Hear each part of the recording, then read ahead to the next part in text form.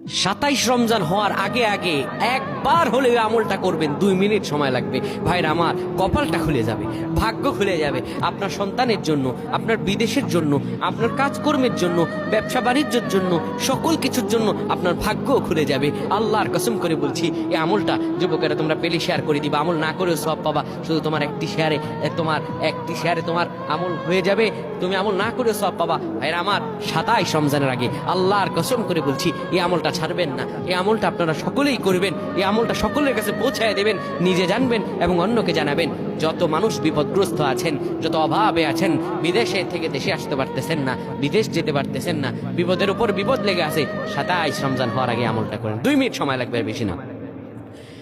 যখন ইশার নামাজ আপনি পড়বেন, ইশার নামাজের পরে ওযু করে নেবেন, সুন্দরভাবে পবিত্র পরিচ্ছন্ন হয়ে বিছানাটা ঝাড়ু দিবেন।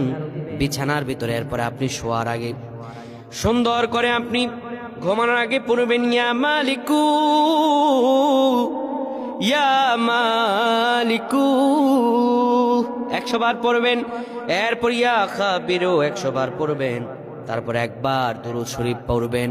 এরপরে 2টা হাত তুলে আল্লাহর কাছে যা দোয়া করবেন, আপনার দোয়া করতে দেরি হবে, আমার আল্লাহ কবুল করতে দেরি করবেন না।